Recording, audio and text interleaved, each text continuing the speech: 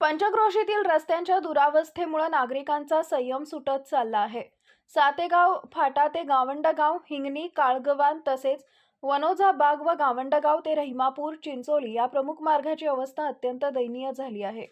या रस्त्यावर मोठमोठे खड्डे पडले असून खडी पूर्णपणे उखडली आहे।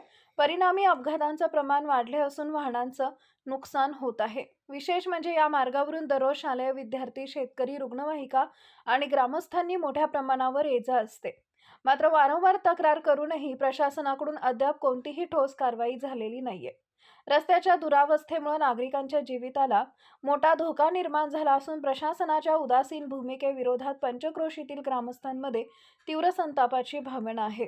या पार्श्वभूमीवर गावंडगाव बुद्रुकचे सरपंच सुनील थोरात यांच्या नेतृत्वाखाली ग्रामस्थांनी स्पष्ट इशारा दिलाय की संबंधित सर्व रस्त्यांची तातडीने दुरुस्ती करण्यात यावी, अन्यथा दिनांक 26 जानेवारी 2026 रोजी गावंडगाव बुद्रुक इथं पंचक्रोशीतील ग्रामस्थ आमरण उपोषणास बसणार आहेत। या आंदोलनाची सर्वस्वी जबाबदारी सार्वजनिक बांधकाम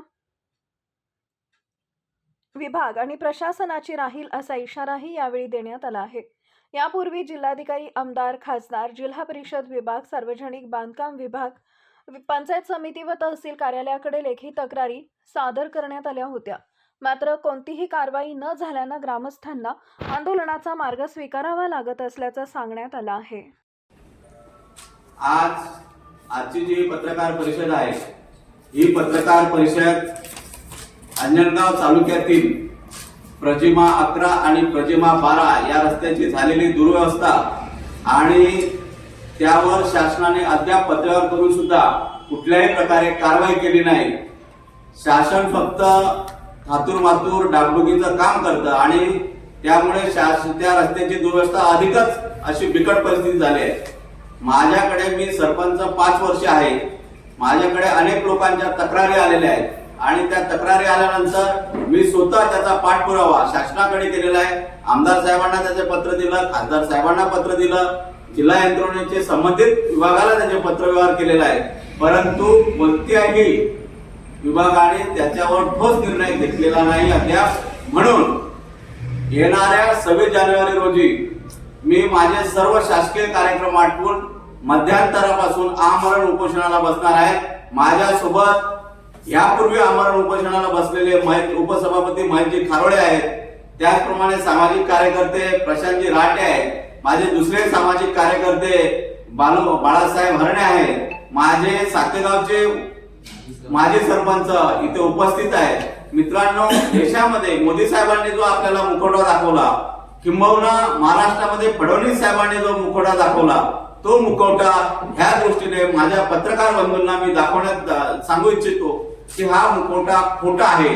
कारण ग्रामीण भागामध्ये मी म्हणतोय की विकासच झाला नाही। मी सरपंच आहे, मला माहित आहे खऱ्या अर्थानं ग्रामीण सरपंच सुनील उत्तमराव थोरात, गावंडगाव बुद्रुक, आज या ठिकाणी 26 जानेवारीला आमरण उपोषणाला बसण्यासंदर्भात ही पत्रकार परिषद आयोजित केलेली आहे। त्या अनुषंगाने आमच्या गावामधील प्रमुख रस्ते प्रजिमा 11 आणि प्रजिमा 12 ह्या रस्त्याची दुर्व्यवस्था फार मोठ्या प्रमाणात झालेली आहे। तिथे वारंवार अपघात होत आहेत। गरोदर स्त्रियांचे मध्येच गर्भवती स्त्रियांचे डिलिव्हरी सुद्धा मध्येच झालेली आहे आणि अशातच ह्या गावावरनं तालुक्याच्या ठिकाणी जात असताना जे विद्यार्थ्यांना त्रास सहन करावा लागतो, जो वाहनधारकांना त्रास सहन करावा लागतो, जो नागरिकांना, शेतकऱ्यांना त्रास सहन करावा लागतो, त्यासाठी ह्या रस्त्याच्या पुनर्बांधणीसाठी किंवा नूतनीकरणासाठी ह्या उपोषणाला 26 जानेवारी रोजी मी बसणार आहे। मध्यंतरानंतर सकाळचे सर्व शासकीय कार्यक्रम आटपून त्यानंतर दुपारी उपोषणाची तयारी होणार आहे। धन्यवाद।